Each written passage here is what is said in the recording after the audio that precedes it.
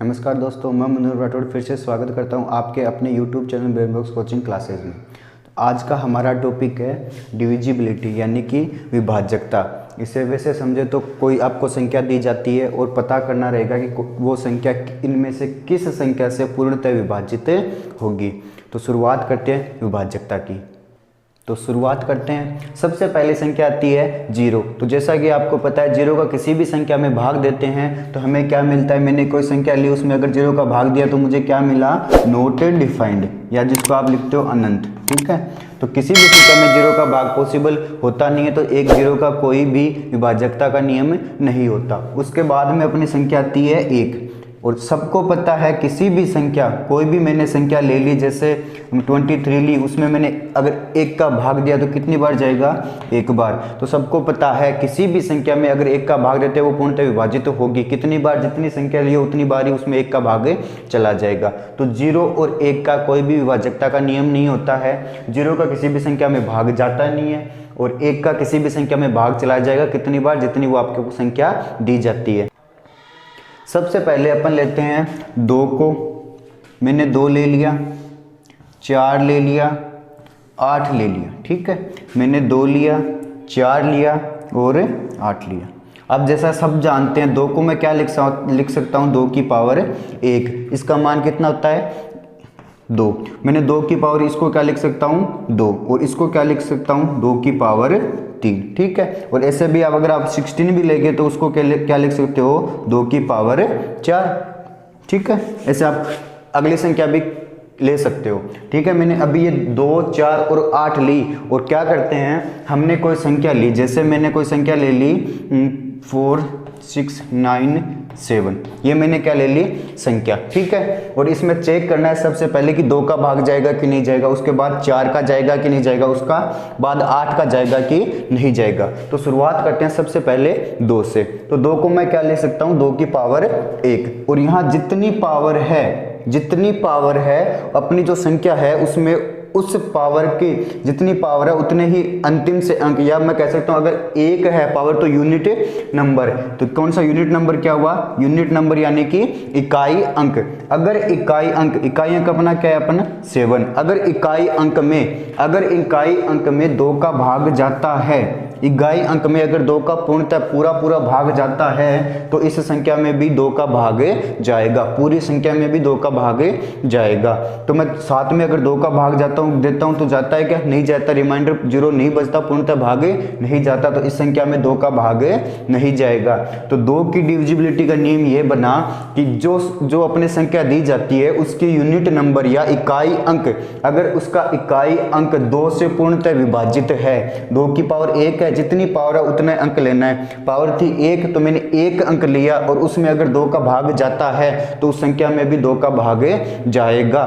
तो जैसे मैंने, तो इसमें 2 का भाग अगर मैं यहाँ लिखता 8, मेरे पास यहाँ क्या होता 8, तो इकाई अंक अभी क्या बना 8, और इसमें 2 का भाग जाता है कितनी बार, 4 बार, तो इस पूरी संख्या में भी 2 का भाग जाएगा। तो 2 की डिविजिबिलिटी का नियम क्या कहता है कि आपने जो संख्या ली अगर उसके इकाई अंक में 2 का भाग जाता है तो उस पूरी संख्या में 2 का पूरा भाग जाएगा। पूरा भाग जाएगा मतलब रिमाइंडर क्या बचेगा, 0, यानी शेषफल 0 बचेगा। ठीक है, उसके बाद में चेक करते हैं 4 का। किसका, 4 का। 4 को मैंने क्या लिखा, 2 की पावर 2। ठीक है, पावर कितनी ली, 2, कितनी बनी पावर 2। तो अभी मैं इसमें अंतिम से 2 अंक लूंगा। कितने अंक लिए, 2 अंक, और उस 2 अंक में अगर 4 का भाग जाता है, पहले मैंने 2 का लिया था 1 अंक, पावर कितनी थी 1 अंक, और 4 में कितनी पावर है, 2 की 2, तो मैंने अंतिम से 2 अंक लिए। अगर उन अंतिम 2 अंक में 4 का भाग जाता है यानी कि 98, अंतिम अंक क्या बिना 98, अगर उसमें 4 का भाग जाता है तो पूरी संख्या में 4 का भाग जाएगा। अगर आप इसमें भाग दोगे तो भाग नहीं जाता, इसमें भाग नहीं जाता तो पूरी संख्या में 4 का भाग नहीं जाएगा। ठीक है, तो 4 की डिविजिबिलिटी का नियम क्या बना कि किसी भी संख्या के अंतिम 2 अंक में अगर 4 का पूरा भाग जाता है, अंतिम 2 अंक में किसी भी संख्या के अंतिम 2 अंक में 4 का पूरा भाग जाता है तो वो संख्या 4 से पूर्णतः क्या होगी, विभाजित होगी। ठीक है, उसके बाद में चलते हैं अपन 8 पर। ठीक, किस पे? 8 पे। 2 का हमने पढ़ लिया, 4 का पढ़ लिया, अब बारी है 8 की। तो 8 को मैं क्या लिख सकता हूँ? 2 की पावर 3। तो जितनी पावर है उतने मैं अंक लूंगा, और मैंने अंतिम से कितने अंक लिए? 3। कितने अंक लिए? 3। अगर इसमें 8 का पूरा पूरा भाग जाएगा तो पूरी संख्या में भी 8 का पूरा पूरा भाग जाएगा। चलो अभी तो देखते हैं, 4 अंक की डिजिट है, 3 उसमें से लेके फिर चेक करना। अगर ये डिजिट बड़ी होती, जैसे 3, 6 और ऐड कर दिया, डिजिट बड़ी हो गई। अब अगर अंतिम 3 में जाएगा तो पूरी संख्या में भी क्या? 8 का भाग जाएगा। तो ये था 2, 4 और 6 का डिविजिबिलिटी का नियम। तो मैं फिर से कहूं तो 2 का भाग कैसे जाएगा? अंतिम अंक, अंतिम अंक अगर बताना चाहे तो अंतिम अगर या तो 0 हो, 0 में 2 का भाग चला जाएगा, या 2 या 4 या 8 या, ठीक है, 2 अंतिम अंक इकाइयां यानी एक अंक की संख्या। तो एक अंक की संख्या क्या क्या होती है जिसमें 2 का भाग चला जाए? 0, 2, 4, 8 और 6। एक क्या बची? 6। तो अगर अंतिम किसी भी संख्या का अंतिम अंक 0, 2, 4, 6, 8 है तो उस संख्या में 2 का पूरा पूरा भाग जाएगा। ठीक है। और 4 का डिविजिबिलिटी का नियम क्या कहता है? 2 की पावर 2 यानी कि कितने अंक लिए? 2। जितनी पावर थी उतने क्या ले लिए मैंने? अंक। अगर इस अंक में 4 का भाग जाता है, यानी कि इस अंक में अगर 4 का पूर्णतः भाग जाएगा तो इस संख्या में भी पूरा पूरा 4 का भाग जाएगा। तो इसको 4 से भाग जाने के लिए क्या क्या अंक हो सकते हैं? 0 अंतिम अंक, 2 अंक 0, 0 हो या तो, ठीक है, और 4 हो, जैसे 4 अंतिम अंक क्या बने? 0, 4 बन जाए जैसे, ठीक है, इस तरह से। यानी कि 4 का पूरा पूरा क्या हो? गुणज, जिसमें 4 का पूरा पूरा भाग जाता हो तो उस संख्या में भी 4 का भाग जाएगा। तो फिर 8 का फिर से देखते हैं। तो पावर कितनी? 3। अगर अंतिम 3 अंक में 8 का भाग जाता है, अंतिम 3 अंक में 8 का भाग जाएगा तो उस संख्या में पूरी संख्या में भी 8 का भाग जाएगा। तो ये था 2, 4 और 8 का डिविजिबिलिटी का नियम। उसके बाद में देखते हैं अपना 2 हो गया, 4 हो गया और 8 हो गया। उसके बाद में अगला देखते हैं,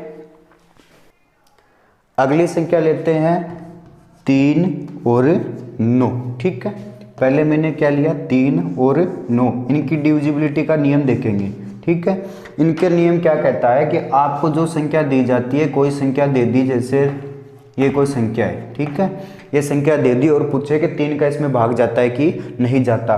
तो 3 की डिविजिबिलिटी का नियम क्या कहता है कि आपको जो संख्या दी जाती है उसके जितने अंक है उनका आपस में क्या कर दो? योग कर दो। जैसे 3 + 6 + 4 + 9 + 5, इनका मैंने योग कर दिया।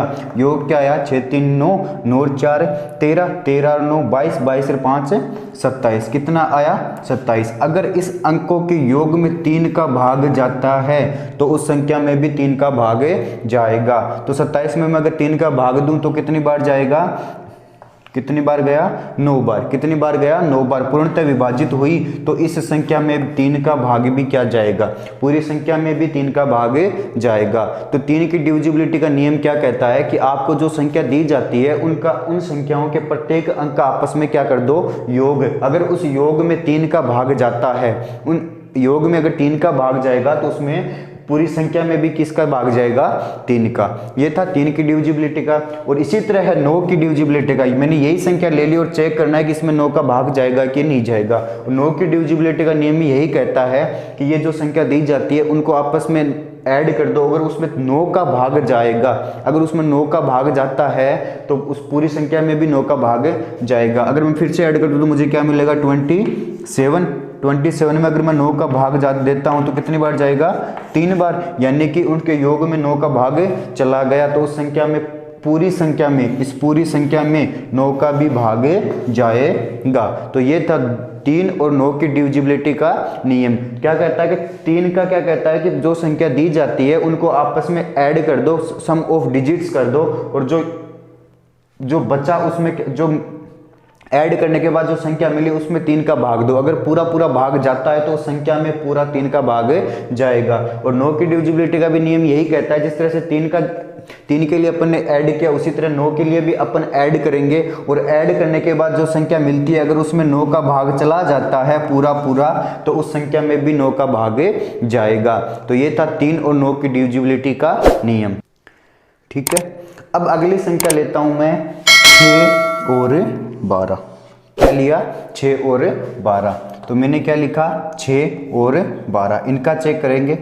ठीक है, 6 को मैं क्या लिख सकता हूँ, 6 को मैं क्या लिख सकता हूँ 2 गुणा 3 लिख सकता हूँ। ठीक उसी प्रकार 12 को क्या लिख सकता हूँ 4 गुणा 3। ठीक है, तो 6 की डिविजिबिलिटी का नियम क्या कहता है कि आपने कोई संख्या ले ली, कोई भी संख्या ली, मैंने जैसे ये संख्या ले ली, तो 6 की डिविजिबिलिटी का नियम क्या कहता है कि आपको जो संख्या दी जाती है उसमें 2 का भी भाग जाना चाहिए और 3 का भी भाग जाना चाहिए। अगर इस संख्या में 2 का भाग चला जाए और 3 का भी भाग चला जाए तो वो संख्या, उस संख्या में 6 का भी पूरा पूरा भाग जाएगा। जैसे इसमें मैं देखूं 2 का भाग जा रहा है कि नहीं जा रहा, जा रहा है। क्यों कि इकाई अंक अभी हमने पढ़ा था 2 के लिए कि इकाई अंक में अगर 2 का भाग जाता है तो पूरी संख्या में 2 का भाग जाएगा। तो इकाई अंक क्या है 6, तो 6 में 2 का भाग जा रहा है तो इस संख्या में भी 2 का भाग चला जाएगा। अब 3 का चेक करते हैं, तो 3 के लिए क्या पढ़ा था कि जो संख्या दी गई थी उनको क्या कर दिया आपस में ऐड। तो मैंने जैसे इनको ऐड किया 3 + 6 + 4 + 3 और + 6। अगर मैं ऐड करूं मुझे क्या मिला 6 3 9 9 4 13 13 3 16 16 6 16 6 22, क्या मिला 22। इस 22 में 3 का भाग जाता है क्या, नहीं जाता। 22 में 3 का भाग नहीं जाता तो इस संख्या में 6 का भाग भी नहीं जाएगा, इस संख्या में भी 6 का भाग नहीं जाएगा। तो 6 की डिविजिबिलिटी का नियम क्या बना कि अगर किसी संख्या में 2 और 3 दोनों का पूरा पूरा भाग चला जाए, 2 का भी चला जाए और 3 का भी चला जाए, तो उस संख्या में 6 का पूरा पूरा भाग जाएगा। उसके बाद में आता है अपना 12। 12 को मैं क्या लिख सकता हूँ 4 गुणा 3। ठीक है, 4 गुणा 3। तो 12 का नियम भी क्या कहता है, ठीक इसी प्रकार की अगर किसी संख्या में 4 का भाग चला जाए और 3 का भी भाग चला जाए तो उस संख्या में 12 का पूरा पूरा भाग जाएगा। जैसे मैं देखूं तो इस संख्या में अगर मैं 4 का चेक करूं तो अंतिम 4 के लिए क्या पड़ा था, अंतिम 2 अंक में अगर 4 का भाग जाता है तो मैंने यहां से अंतिम 2 अंक उठाए, वो क्या मिला 36। उसमें 4 का भाग जाता है क्या, नहीं जाता। जाता है, कितनी बार गया 9 चौके 36, कितनी बार गया 9 बार, यानी कि इसमें 4 का भाग जा रहा है। अब चेक करते हैं 3 का, क्या इसमें 3 का जाता है क्या, तो 3 का हमने चेक किया था 22 योग आया था, उसमें 3 का भाग नहीं जा रहा था। तो मैं क्या कहा इसमें 4 का तो चला गया लेकिन 3 का नहीं गया, तो इस पूरी संख्या में 12 का भी भाग नहीं जाएगा। क्यों, 12 का डिविजिबिलिटी का नियम क्या कहता है कि उस संख्या में 4 और 3 दोनों का भाग जाना चाहिए, तो इस संख्या में भी 12 का भाग नहीं जाएगा। अगर ये 4 और 3 दोनों से डिवाइड हो जाती, तो इस संख्या में अगर दोनों डिवाइड हो जाती तो 12 से भी पूर्णतः पूरी डिवाइड हो जाती, रिमाइंडर क्या बच जाता 0। तो ये था 6 और 12 का विभाजकता का नियम। उसके बाद में अगली संख्या बची अपना 3 हो गया, 9 भी हो गया और 12 हो गया, 6 हो गया और 0 1 हो चुके, क्या बचा 5 बचा, 7 बचा और 10 बचा। तो सबसे पहले देख लेते हैं इन्हीं के बारे में। तो अगली मैं संख्या लेता हूं, जैसे मैंने संख्या ली अगली 5, क्या ली 5। ठीक है, और 5 आपको पता है 5 का अगर अपन टेबल लिखते हैं तो क्या बनती है 15 20 25 30 35, ठीक इस तरह से चलती है ये टेबल। और चेक करो हमेशा इकाई अंक क्या रहता है टेबल में 5 0 फिर 5 फिर 0 फिर 5 फिर 0 फिर 5, क्या रहा 0 और 5, बस यही रहा। तो 5 की डिविजिबिलिटी का नियम क्या कहता है कि आपको कोई संख्या दी जाए, आपको जो कोई भी संख्या दी जाए, अगर उस संख्या का अंतिम अंक या यूनिट नंबर या बोलूं तो इकाई अंक 0 और 5 हो, 0 और 5 हो तो उस संख्या में 5 का पूरा पूरा भाग जाएगा। जो अगर मैं ये नंबर लेता हूं तो इसका इकाई अंक क्या है 5, ये इकाई अंक है और क्या मिला 5, तो इस संख्या में भी 5 का भाग जाएगा। अगर मैं यहाँ लेता 6 और देखता कि इसमें 5 का भाग जाएगा कि नहीं जाएगा, तो क्या मिला इकाई अंक मिला 6, 0 और 5 नहीं है, क्या है 6, तो इस संख्या में 5 का भाग नहीं जाएगा। ये था अपनी 5 की डिविजिबिलिटी का नियम। उसके बाद में अपना 5 भी हो गया, उसके बाद में बचा क्या 7 10 11 और 13। ठीक है, तो शुरुआत करते हैं अगली संख्या की। तो अगला नंबर लिया मैंने, सबसे पहले लिया 10। ठीक है, ये क्या लिया 10। और 10 की अपन टेबल क्या लिखते हैं 20, 30, 40, 50, 60 और ऐसे चलती रहती है। तो आपने क्या देखा कि जो भी टेबल में हमेशा हमेशा हमेशा इकाई अंक क्या मिलता है 0। तो 10 की डिविजिबिलिटी का नियम क्या कहता है कि आपको जो संख्या दी जाती है अगर उसका इकाई अंक 0 मिले, अगर उसका इकाई अंक 0 मिले तो उसमें 10 का पूरा पूरा भाग चला जाएगा। जैसे मैंने संख्या ले ली, ये कोई संख्या ले ली, इसमें इकाई अंक क्या है 0, इकाई अंक क्या है 0। अगर इकाई अंक 0 है तो इसमें 10 का पूरा पूरा भाग जाएगा। तो मैंने एक और संख्या ली, जैसे ये, इसका इकाई अंक क्या है 4, इकाई अंक क्या है 4, तो इस संख्या में 10 का पूरा पूरा भाग नहीं जाएगा। तो ये था 10 का डिविजिबिलिटी का नियम। ठीक है,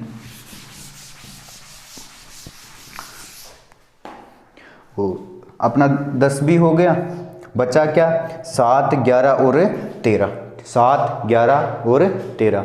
तो सबसे पहले देख लेते हैं 7 का। ठीक है, 7 का डिविजिबिलिटी का नियम क्या कहता है, 7 की डिविजिबिलिटी का नियम क्या कहता है कि आपको कोई संख्या दी, ये मैंने एक संख्या ले ली, ठीक है, कोई भी संख्या दी आपको और उसको क्या करो, उसके यूनिट नंबर को, इकाई अंक को 2 गुना कर दो, 2 गुना कर दिया मैंने किसको, यूनिट नंबर को, और उसको घटा दो, शेष जो नंबर बचे हुए हैं, शेष जो नंबर बचे उसमें से घटा दो। शेष नंबर क्या था अपना ये, और इसमें से मैंने घटा दिया, यानी कि इसमें से मैंने क्या घटा दिया। ठीक है, अब घटाने के बाद जो संख्या मिली 6, ये मुझे संख्या मिली, मैंने इसको घटाई और ये संख्या मिली। अगर इस संख्या में 7 का भाग चला जाए तो इस संख्या में भी 7 का भाग जाएगा। ठीक है, तो अभी भी बड़ी संख्या है तो वापस से यही नियम लगा देते हैं कि वापस से यूनिट नंबर को 2 गुना कर दिया, 6 का 2 गुना किया 12, और बाकी संख्या में से घटा दिया, तो घटाए तो क्या बचा 342। ठीक है, 342 में अगर 7 का भाग जाएगा तो इस संख्या में भी 7 का भाग जाएगा, लेकिन अभी भी संख्या बड़ी है तो एक बार से फिर अपना वही नियम लगा देते हैं कि यूनिट डिजिट को 2 से गुणा करके बाकी में जो बची हुई संख्या उसमें से घटा दिए। तो मैंने 34 में से घटा दिए कितने 4, और बचा क्या 30, क्या बचा 30। इसमें क्या 7 का भाग जाता है क्या, इसमें अगर 7 का भाग जाएगा तो इस पूरी संख्या में भी 7 का भाग जाएगा, इसमें 7 का भाग नहीं जाता तो इस पूरी संख्या में भी 7 का भाग नहीं जाएगा। तो ये था 7 की डिविजिबिलिटी का नियम। और अगला अपना, ठीक है, 7 की डिविजिबिलिटी का नियम, और अगली संख्या आती है अपनी 11, क्या 11। तो देखते हैं 11 की डिविजिबिलिटी का नियम। ठीक है, 11 की डिविजिबिलिटी का नियम क्या कहता है कि आपको जो संख्या दी जाती है उसके सम स्थान पे जो अंक है, विषम स्थान के अंक में से सम स्थान के अंकों का योग घटा दो। विषम स्थान के अंकों का योग कर लो, उसमें से सम स्थान के अंकों का योग घटा दो। अगर जो संख्या बची बाद में, अगर उसमें 11 का भाग जाता है तो उस संख्या, पूरी संख्या में भी 11 का भाग जाएगा। जैसे मैंने कोई संख्या ले ली, ये संख्या ली और उसमें सम स्थान, पहले सबसे पहले विषम स्थानों का योग करके सम स्थानों का योग घटा दो, यानी कि ओड नंबर को ऐड करके, ये क्या है, ये क्या हो गई ओड। ठीक है, और उसमें से क्या घटा दो इवन, यानी कि सम, यानी विषम स्थानों का योग करके, विषम स्थान का योग करके, और उसमें से क्या घटा दो सम स्थान का योग घटा दो। ठीक है, ये क्या कहता है, और अगर जो बच्चा, अगर उसमें 11 का भाग चला जाए तो उस पूरी संख्या में भी 11 का भाग जाएगा। ठीक है, तो मैं क्या करता हूं, मैं ओड नंबर का पहले योग कर लेता हूं 4, ठीक है, फिर 6, फिर 8, और उसमें से घटा दिए क्या इवन नंबर का ऐड 5 + 7 + 9। ठीक है, मैं घटाता हूँ 6 4 10, 10 और 8 18। ठीक है, और उसमें से क्या घटाया मैंने 7 5 12, 12 और 9 21, क्या बचा 21। तो अगर मैं घटाता हूँ तो मुझे क्या मिलेगा -3, क्या मिला -3। चिन्ह छोड़ दो एक बार। अगर 3 में 11 का भाग जाता है, 3 में 11 का भाग जाता है क्या? नहीं जाता, तो इस संख्या में भी 11 का भाग नहीं जाएगा। ठीक है, ये था अपनी 11 की डिविजिबिलिटी का नियम। उसके बाद में अगली संख्या आती है अपनी 13। ये था 11 भी हो गया, अगली बची 13। 13 को मैंने लिया और 13 का डिविजिबिलिटी का नियम क्या कहता है कि आपने कोई संख्या दे दी, जैसे मैंने ये संख्या ले ली, ठीक है, और सबको पता है ये 13 का क्या है, स्क्वायर होता है, ठीक है, इसमें 13 का भाग जाएगा। लेकिन अपने डिविजिबिलिटी का नियम चेक करने के लिए इसी को काम में लेते हैं। और 13 की डिविजिबिलिटी का नियम ये कहता है कि आपको जो संख्या दी जाती है उस संख्या के अंतिम अंक को 4 से गुणा करके शेष अंक में जोड़ दो। अगर शेष अंक में जोड़ने के बाद उसमें अगर 13 का भाग जाता है तो उस संख्या में भी 13 का भाग जाएगा। तो मैं क्या करता हूँ, इसको 4 से गुणा किया, किसको इसमें जोड़ दिया, किसको 9 को 4 से गुणा करते हैं, कितना आया 36, और इसमें क्या कर दिया मैंने ऐड, क्या किया ऐड किया तो 662, ठीक है, और 3 1 4 एक 5, क्या बचा 52। अगर 52 में 13 का पूरा भाग जाता है, 13 का अगर पूरा भाग जाता है तो इस संख्या में भी 13 का भाग जाएगा। अपने को पता है कि 13 कितनी बार जाता है, 4 बार डिवाइड होता है, तो 169 भी इससे डिवाइड होगा। अगर इसको भी बड़ी संख्या लगे तो उसको भी फिर से क्या कर लेंगे, सेम यही रूल अपना लेंगे। क्या करेंगे, फर्स्ट डिजिट को 4 से गुणा करके सेकंड में जोड़ देंगे। तो सेकंड डिजिट क्या थी 5, और इसको 4 से गुणा किया तो क्या 8, और इसमें मैंने क्या दिए जोड़ दिए, और जोड़ा तो मुझे क्या मिला 13, और 13 में 13 का भाग जाता है तो इस संख्या में भी 13 का भाग जाएगा। ये था 13 की डिविजिबिलिटी का नियम। ठीक है, तो फिर से देख लेते हैं, कोई एक दूसरी बड़ी संख्या लेके देखते हैं कि इसमें 13 का भाग जाएगा कि नहीं जाएगा। ठीक है, मैंने कोई भी एक नंबर ले लिया और इसमें चेक करना है कि इसमें 13 का भाग जाता है कि नहीं जाता। और 13 की डिविजिबिलिटी का नियम क्या कहता है कि अंतिम अंक को 4 से गुणा करके इसमें बाकी जो अंक बचे हुए हैं उसमें क्या कर दो, ऐड कर दो। तो मैंने 9 को 4 से गुणा किया तो 36, और इसमें क्या कर दिया ऐड, क्या कर दिया, ठीक है, ये तो था ही, और इसमें क्या कर दिया ऐड, 8 और 6 14, ठीक है, 6 3 9 और 1 10, अच्छा ठीक है, 4 1 5 और 1, क्या बचा 1504। क्या 1504 में 13 का भाग जाता है क्या, अभी भी बड़ी संख्या है, तो फिर से वही नियम लगाते हैं क्या कि शेष बची संख्या में से अंतिम अंक यूनिट डिजिट को 4 से गुणा करके जोड़ देते हैं। तो इसको मैंने 4 से गुणा किया तो क्या 16, और दोनों को क्या कर दिया ऐड कर दिया, तो ये क्या 6, ये 6 और क्या बचा 1, अभी भी बड़ी डिजिट है। तो फिर क्या करते हैं, फिर से वही नियम लगाते हैं, इसको 4 से गुणा करके इसमें क्या कर देते हैं ऐड कर देते हैं। तो मैंने इसको 4 से गुणा किया तो कितना आया 24, और फिर क्या कर दिया ऐड, क्या बचा 40। क्या 40 13 से डिवाइडेड है क्या, नहीं है, 40 में 13 का भाग नहीं जाता, तो इस पूरी संख्या में भी 13 का भाग नहीं जाएगा। ये था 13 की डिविजिबिलिटी का नियम।